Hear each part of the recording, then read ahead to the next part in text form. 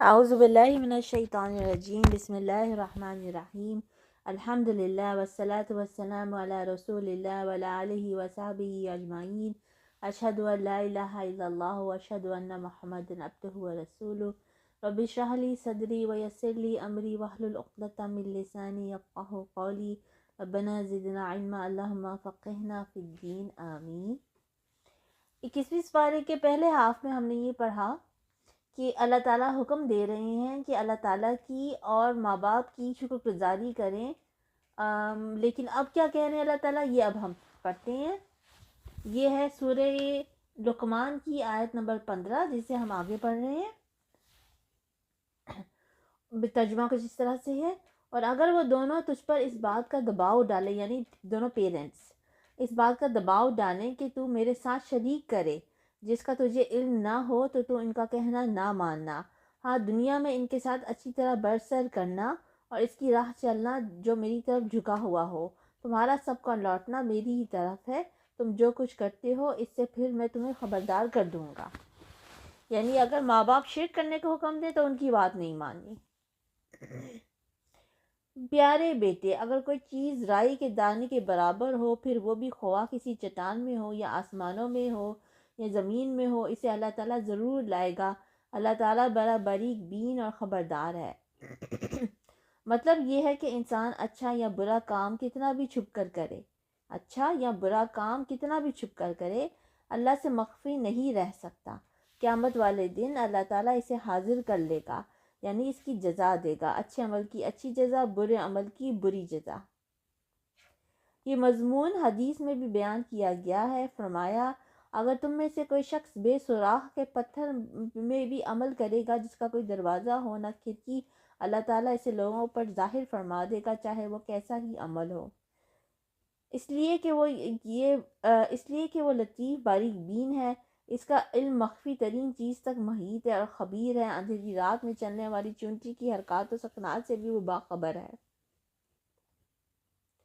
آگے ترجمہ کچھ اس طرح سے ہے: اے میرے پیارے بیٹے، تو نماز قائم رکھنا، اچھے کاموں کی نصیحت کرتے رہنا، برے کاموں سے منع کیا کرنا، اور جو مصیبت تم پر آ جائے صبر کرنا، یقین مان کہ یہ بڑی ہمت کے کاموں میں سے ہے۔ لوگوں کے سامنے اپنے گال نہ پھلا، یعنی تکبر نہ کر کہ لوگوں کو حقیر سمجھے، اور جب وہ تجھ سے ہم کلام ہو تو ان سے منہ پھیر لے یا گفتگو کے وقت اپنا منہ پھیرے رکھے، اور زمین پر اترا کر نہ چل، یعنی ایسی چال یا رویہ جس سے مال و دولت یا جاہ و منصب یا قوت و طاقت کی وجہ سے فخر و غرور کا اظہار ہوتا ہو، یہ اللہ کو ناپسند ہے، اس لیے کہ انسان ایک بندہ عاجز و حقیر ہے۔ اللہ تعالیٰ کو یہی پسند ہے کہ وہ اپنی حیثیت کے مطابق عاجزی و انکساری ہی اختیار کیے رکھے، اسے تجاوز کر کے برائی کا اظہار نہ کرے کہ برائی صرف اللہ ہی کے لیے زیبا ہے جو تمام اختیارات کا مالک اور تمام خوبیوں کا منبع ہے۔ اسی لیے حدیث میں فرمایا گیا ہے کہ وہ شخص جنت میں نہیں جائے گا جس کے دل میں ایک رائی کے دانے کے برابر بھی کبر ہوگا۔ کبر یعنی تکبر ہوگا۔ آگے ترجمہ ہے: کسی تکبر کرنے والے شیخی خورے کو اللہ تعالیٰ پسند نہیں فرماتا۔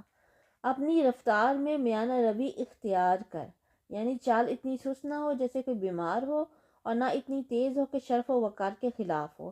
اسی کو دوسرے مقام پر اس طرح بیان فرمایا: اللہ کے بندے زمین پر وقار اور سکون کے ساتھ چلتے ہیں۔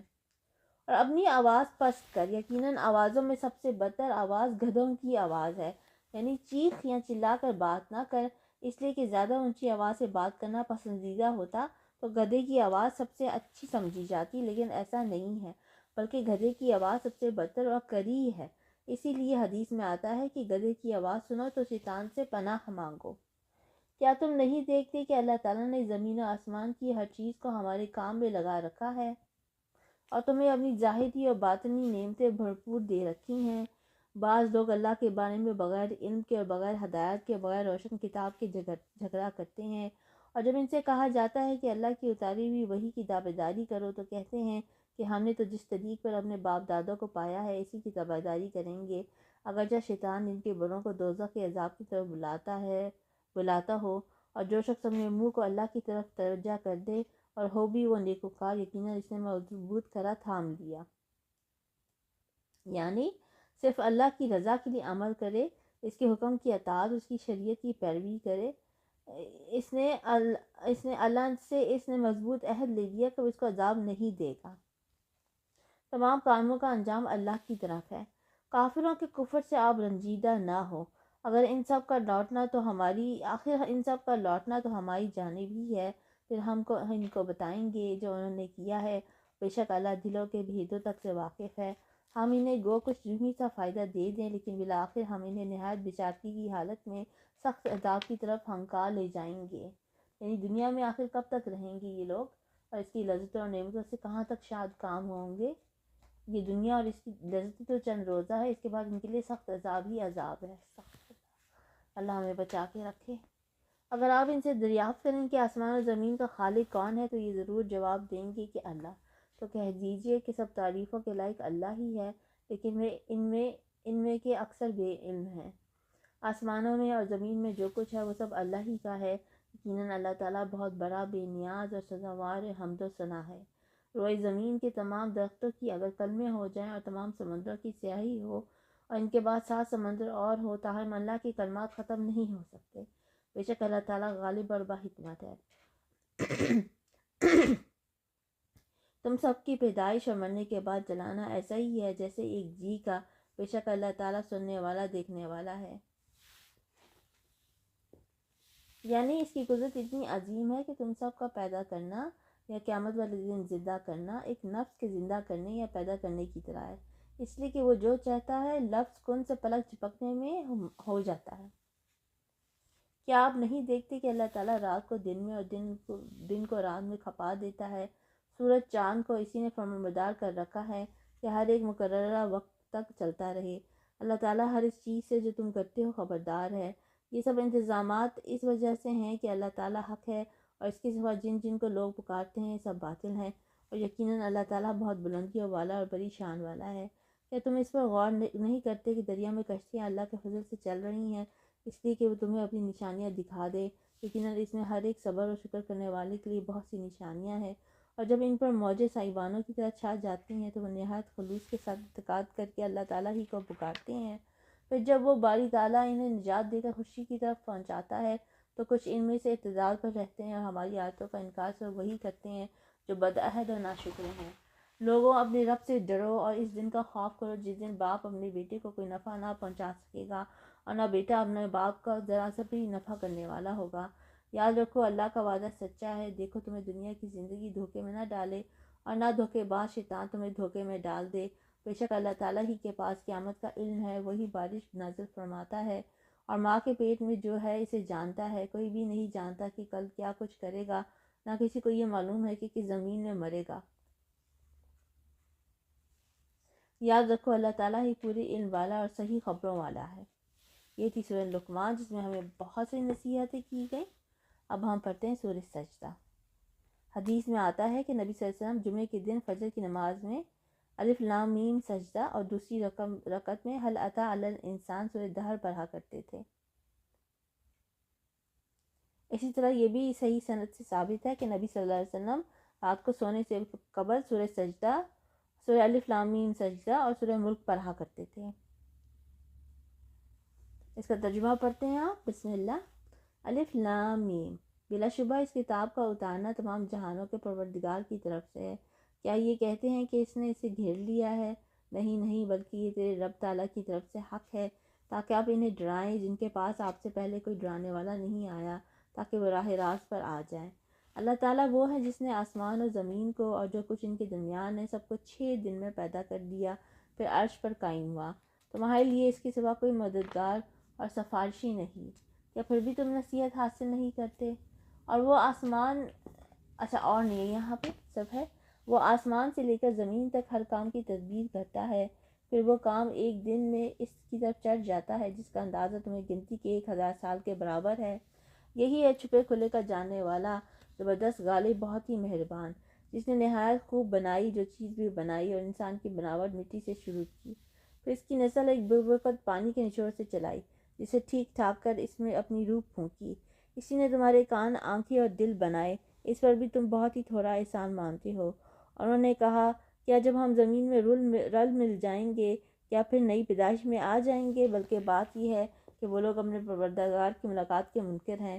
کہہ دیجئے کہ تمہیں موت کا فرشتہ فوت کرے گا جو تم پر مقرر کیا گیا ہے، پھر تم سب اپنے پروردگار کی طرف لوٹائے جاؤ گے۔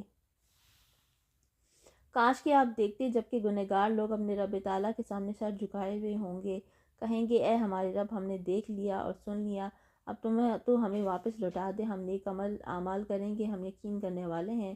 اگر ہم چاہتے تو ہر شخص کو ہدایت نصیب فرما دیتے، لیکن میری یہ بات بالکل حق ہو چکی ہے کہ میں ضرور جہنم کو انسانوں اور جنوں سے پر کر دوں گا۔ یعنی انسانوں کی دو قسموں میں سے جو جہنم میں جانے والے ہیں، ان سے جہنم کو بھرنے والی میری سچی بات ثابت ہو گئی۔ اللہ ہمیں جہنم سے بچا کے رکھے۔ اب تم اپنے اس دن کی ملاقات کے فروش کر دینے کا مزہ چکھو، ہم نے بھی تمہیں بھلا دیا، اپنے کیے ہوئے اعمال کی شامت سے ابدی عذاب کا مزہ چکھو۔ ہماری آیتوں پر وہی ایمان لاتے ہیں جنہیں جب کبھی ان سے نصیحت کی جاتی ہے تو وہ سجدے میں گر پڑتے ہیں، اپنے رب کے حمد کے ساتھ اس کی تسبیح پڑھتے ہیں اور تکبر نہیں کرتے ہیں۔ ان کی قربتیں اپنے بستروں سے الگ رہتی ہیں، یعنی راتوں کو اٹھ کر نوافل تہجد پڑھتے، توبہ استغفار، تسبیح تحمید اور دعا و الہا بازاری کرتے ہیں، اپنے رب کو خوف اور امید کے ساتھ پکارتے ہیں، یعنی اس کی رحمت اور فضل و کرم کی امید بھی رکھتے ہیں، اس کے عتاب و غضب اور مواخذہ اور عذاب سے ڈرتے بھی ہیں۔ محض امید نہیں رکھتے کہ عمل سے بے پرواہ ہو جائیں، جیسے بے عمل اور بد عمل لوگوں کا شیوہ ہے، اور نہ عذاب کا اتنا خوف طاری کر لیتے ہیں کہ اللہ کی رحمت سے ہی مایوس ہو جائیں کہ یہ مایوسی بھی کفر و ضلالت ہے۔ اور جو کچھ ہم نے انہیں دے رکھا ہے وہ خرچ کرتے ہیں، کوئی نفس نہیں جانتا جو کچھ ہم نے ان کی آنکھوں کی ٹھنڈک ان کے لیے پوشیدہ کر رکھی ہے، جو کچھ وہ کرتے تھے یہ اس کا بدلہ ہے۔ کیا وہ جو مومن ہو مثل اس کے ہے جو فاسق ہو؟ یہ برابر نہیں ہو سکتے۔ جن لوگوں نے ایمان قبول کیا اور نیک اعمال بھی کیے، ان کے لیے ہمیشگی والی جنتیں ہیں، مہمانداری ہے ان کے اعمال کے بدلے جو وہ کرتے تھے۔ لیکن جن لوگوں نے حکم دلی کی، ان کا ٹھکانہ دوزخ ہے، جب کبھی اس سے باہر نکلنا چاہیں گے اسی میں لوٹا دیے جائیں گے اور کہہ دیا جائے گا کہ اپنے جھٹلانے کے بدلے آگ کا عذاب چکھو۔ بالیقین ہم انہیں قریب کے چھوٹے سے بعض عذاب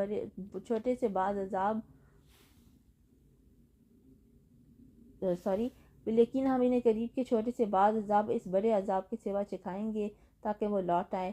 اسے بڑھ کر ظالم کون ہے جسے اللہ تعالیٰ کی آیتوں سے واعظ کیا گیا پھر بھی اس نے ان سے منہ پھیر لیا؟ یقین مانو کہ ہم بھی گنہگاروں سے انتقام لینے والے ہیں۔ بے شک ہم نے موسیٰ کو کتاب دی، بس آپ کو ہرگز اس کی ملاقات میں شک نہ کرنا چاہیے، اور ہم نے اسے بنی اسرائیل کی ہدایت کا ذریعہ بنایا۔ ہم نے ان میں سے چونکہ ان لوگوں نے صبر کیا تھا ایسے پیشوا بنائے جو ہمارے حکم سے لوگوں کو ہدایت کرتے تھے اور وہ ہماری آیتوں پر یقین رکھتے تھے۔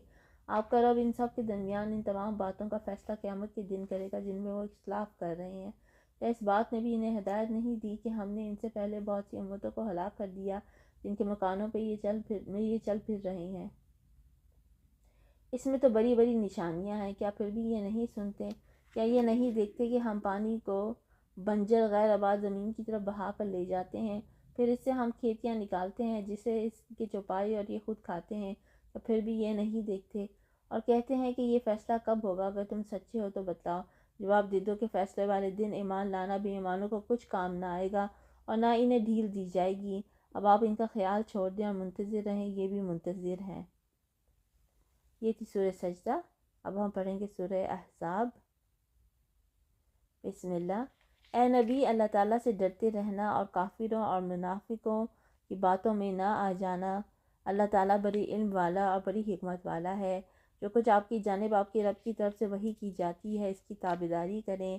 یقین مانو کہ اللہ تمہارے ہر ایک عمل سے باخبر ہے۔ آپ اللہ ہی پر توکل رکھیں، وہ کارسازی کے لیے کافی ہے۔ کسی آدمی کے سینے میں اللہ تعالیٰ نے دو دل نہیں رکھے، اور اپنی جن بیویوں کو تم ماں کہہ بیٹھتے ہو انہیں اللہ نے تمہاری سچ مچ کی مائیں نہیں بنایا۔ یہ مسئلہ زہار کہلاتا ہے، اس کی تفصیل سورہ مجادلہ میں آئے گی۔ اور نہ تمہارے لیے پالک لڑکوں کو واقعی تمہارے بیٹے بنایا ہے، یہ تو تمہارے اپنے منہ کی باتیں ہیں، یعنی کسی کو ماں کہہ دینے سے وہ ماں نہیں بن جائے گی، نہ بیٹا کہنے سے وہ بیٹا بن جائے گا، یعنی ان پہ ماں اور بیٹا ہونے کے شرعی احکام جاری نہیں ہوں گے۔ اللہ تعالیٰ حق بات فرماتا ہے اور سیدھی راہ سجاتا ہے، اس لیے اس کا اتباع کرو، اور زہار والی عورت کو ماں اور لیپالہ کو بیٹا مت کہو۔ خیال رکھیے کہ کسی کو پیار اور محبت میں بیٹا کہنا اور بات ہے، اور لیپالہ کو حقیقی بیٹا تصور کر کے بیٹا کہنا اور بات ہے۔ لیپالکوں کو ان کے حقیقی باپوں کی طرف نسبت کر کے بلاؤ، اللہ کے نزدیک پورا انصاف یہی ہے۔ پھر اگر تمہیں ان کے حقیقی باپوں کا علم ہی نہ ہو تو وہ تمہارے دینی بھائی اور دوست ہیں۔ تم سے بھول چوک میں جو کچھ ہو جائے اس میں تم پر کوئی گناہ نہیں، البتہ گناہ وہ ہے جس کا تم ارادہ دل سے کرو۔ اللہ تعالیٰ بڑا ہی بخشنے والا مہربان ہے۔ پیغمبر مومنوں پر خود ان سے بھی زیادہ حق رکھنے والے ہیں، اور پیغمبر کی بیویاں مومنوں کی مائیں ہیں، اور رشتہ دار کتاب اللہ کی روح سے بھی نسبت دوسرے مومنوں اور مہاجروں کے آپس میں زیادہ حقدار ہیں، ہم اگر یہ کہ تم اپنے دوستوں کے ساتھ حسن سلوک کرنا چاہو۔ یہ حکم کتاب الہی میں لکھا ہوا ہے، جبکہ ہم نے تمام نبیوں سے عہد دیا، اور بالخصوص آپ سے اور نوح سے اور ابراہیم سے اور موسیٰ سے اور مریم کے بیٹے عیسیٰ سے، اور ہم نے ان سے پکا اور پختہ عہد کیا تاکہ اللہ تعالیٰ سچوں سے ان کی سچائی کے بارے میں دریافت فرمائے، اور کافروں کے لیے ہم نے الگناک عذاب تیار کر رکھے ہیں۔ اے ایمان والو، اللہ تعالیٰ نے جو احسان تم پر کیا اسے یاد رکھو، جبکہ تمہارے مقابلے کو فوجوں کی فوجیں آئیں، پھر ہم نے ان پر تیز و تند آندھی اور ایسے لشکر بھیجے جنہیں تم نے دیکھا ہی نہیں۔ ان آیات میں غزوہ احزاب کی کچھ تفصیل ہے جو 5 ہجری میں پیش آیا۔ اسے احزاب اس لیے کہتے ہیں کہ اس موقع پر تمام اسلام دشمن گروہ جمع ہو کر مسلمانوں کے مرکز مدینہ پر حملہ آور ہوئے تھے۔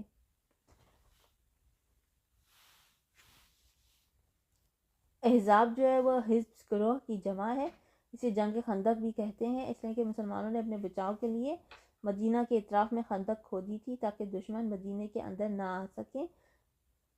اس کی مختصر تفصیل کچھ اس طرح سے ہے کہ یہودیوں نے قبیلہ بنو نذیر نے، جس کو رسول اللہ صلی اللہ علیہ وسلم نے اس کی مسلسل بدعہدی کی وجہ سے مدینہ سے جلا وطن کر دیا تھا، یہ قبیلہ خیبر میں جا آباد ہوا، کفار مکہ کو مسلمانوں پر حملہ آور ہونے کے لیے تیار کیا۔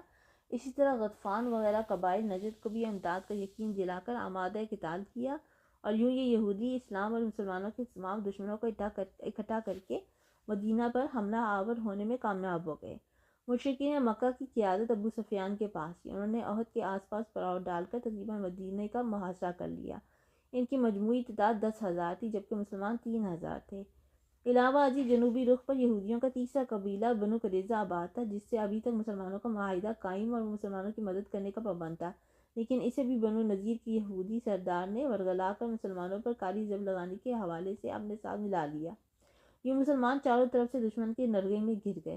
اس موقع پر حضرت سلمان فارسی رضی اللہ عنہ کے مشورے سے خندق کھود دی گئی، جس کی وجہ سے دشمن کا لشکر مدینے کے اندر نہیں آ سکا اور مدینے کے باہر قیام پذیر رہا۔ تاہم مسلمان اس محاصرے اور دشمن کی متحدہ یلغار سے سخت خوفزدہ تھے۔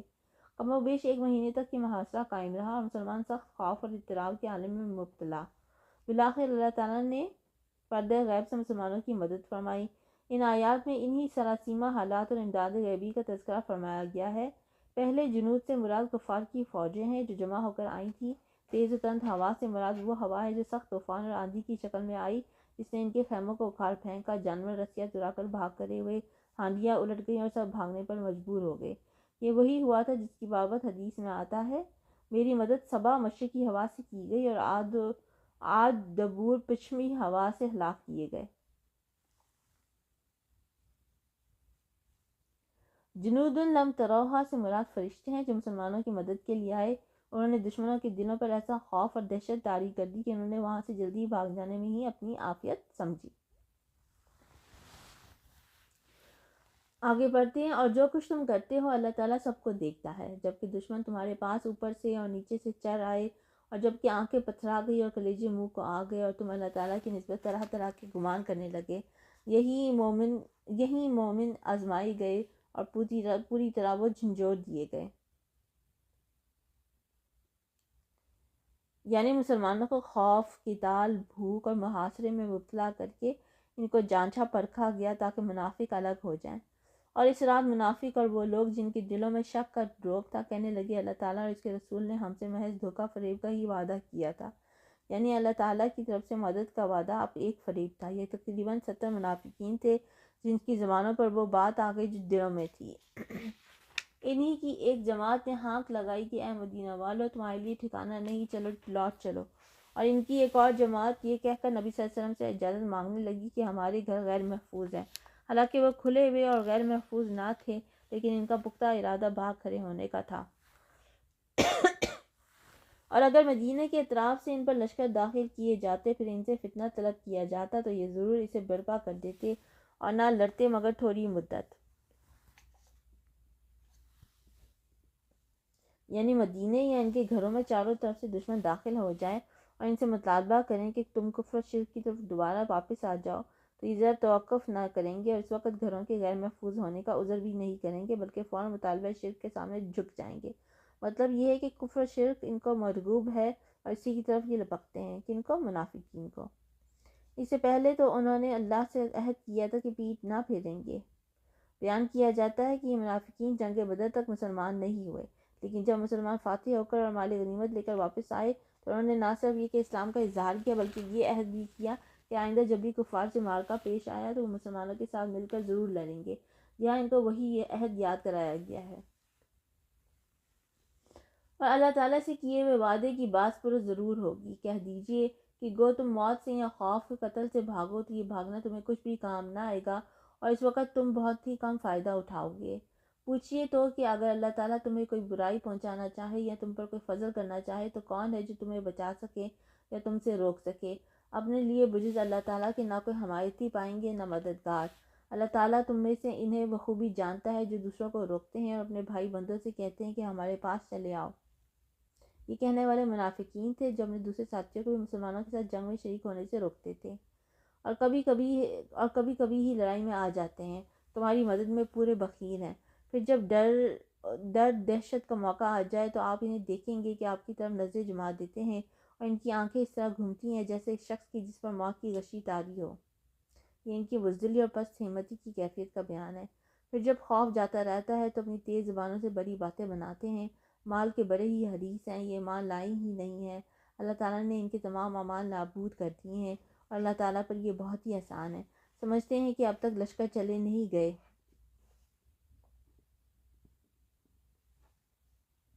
یعنی ان منافقین کی بزدلی اور خوف و دہشت کا یہ حال ہے کہ کافروں کے گروہ اگرچہ ناکام و نامراد واپس جا چکے ہیں، لیکن یہ اب تک سمجھ رہے ہیں کہ وہ ابھی تک اپنے مورچوں اور خیموں میں موجود ہیں، اور اگر فوجیں آ جائیں تو تمنائیں کرتے ہیں کہ کاش وہ صحرا میں بادیاں نشینوں کے ساتھ ہوتے کہ تمہاری خبریں دریافت کیا کرتے، اور اگر وہ تم میں موجود ہوتے تو بھی کیا نہ لڑتے مگر برائے نام۔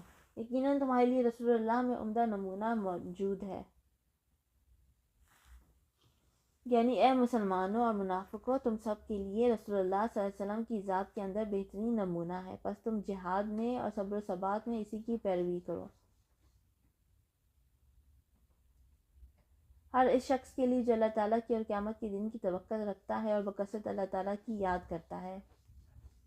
اور ایمانداروں نے جب کفار کے لشکروں کو دیکھا بے ساختہ کہہ اٹھے کہ انہی کا وعدہ ہمیں اللہ تعالیٰ نے اور اسی کے رسول نے دیا تھا، اور اللہ تعالیٰ اور اس کے رسول نے سچ فرمایا۔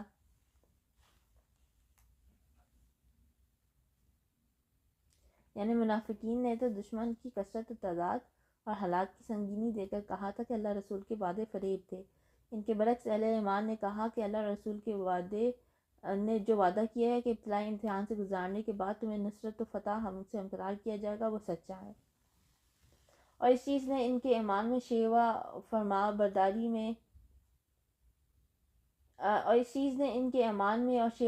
برداری میں اور اضافہ کر دیا۔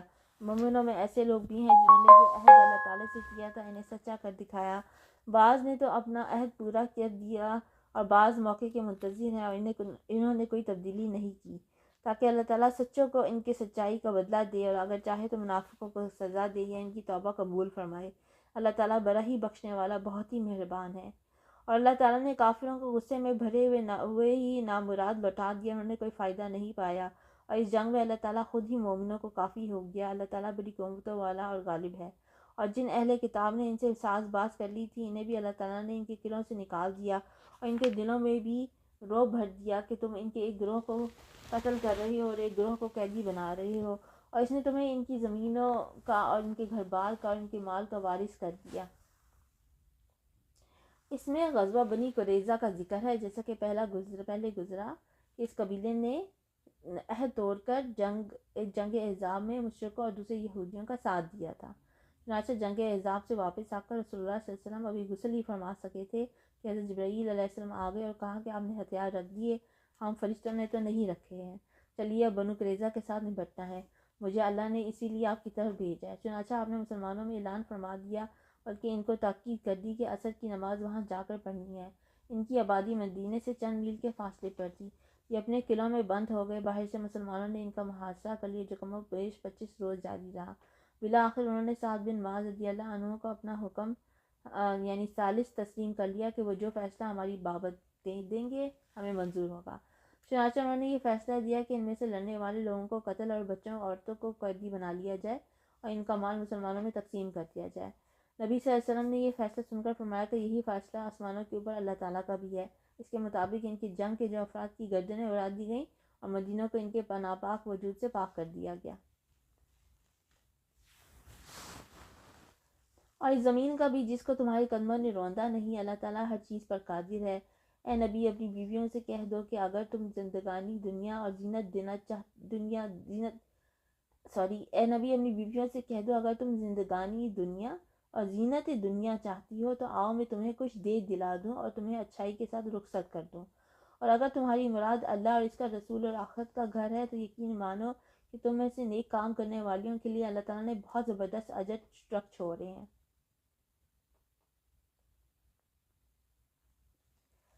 فتوحات کے نتیجے میں جب مسلمانوں کی حالت پہلے کی نسبت کچھ بہتر ہو گئی تو انصار اور مہاجرین کی عورتوں کو دیکھ کر ازواج مطہرات نے بھی نفقے میں اضافے کا مطالبہ کر دیا۔ نبی صلی اللہ علیہ وسلم چونکہ نہایت سادگی پسند تھے، اس لیے ازواج مطہرات کے اس مطالبے پر سخت قبیلہ خاطر ہوئے اور بیویوں سے علیحدگی اختیار کر لی، جو 1 مہینے تک جاری رہی۔ بالآخر اللہ تعالیٰ نے یہ آیت نازل فرمائی۔ اس کے بعد سب سے پہلے آپ نے حضرت عائشہ رضی اللہ عنہ کو یہ آیت سنا کر انہیں اختیار دیا، تاہم انہیں کہا آپ کے اپنے طور پر فیصلہ کرنے کی بجائے اپنے والدین کے مشورے کے بعد کوئی اقدام کرنا۔ حضرت عائشہ رضی اللہ عنہا نے فرمایا یہ کیسے ہو سکتا ہے کہ میں آپ کے بارے میں مشورہ کروں، بلکہ میں اللہ اور رسول صلی اللہ علیہ وسلم کو پسند کرتی ہوں۔ یہی بات دیگر ازواج مطہرات رضی اللہ عنہن نے بھی کہی، اور کسی نے بھی رسول اللہ صلی اللہ علیہ وسلم کو چھوڑ کر دنیا کے عیش و آرام کو ترجیح نہیں دی۔ اے نبی کی بیویوں، تم میں سے جو بھی کھلی بے حیائی کا ارتکاب کرے گی اسے دوہرا عذاب دیا جائے گا، اور اللہ تعالیٰ کے نزدیک یہ بہت ہی سہل بات ہے۔ تو یہ تھی سورہ احزاب اور 21واں سپارہ۔ اب اگلی دفعہ ہم پڑھیں گے 22واں سپارہ انشاءاللہ تعالیٰ۔ بس ہمارا یہ سفر دورہ قرآن کا چند سپاروں پر ہی مشتمل رہ گیا ہے۔ انشاءاللہ ہم کوشش کریں گے کہ رمضان میں نہیں تو رمضان کے 1-2 دن بعد تک اس کو مکمل کر لیں انشاءاللہ باذن اللہ۔ سبحانک اللہم و بحمدک، اشہد ان لا الہ الا انت، استغفرک و اتوب الیک۔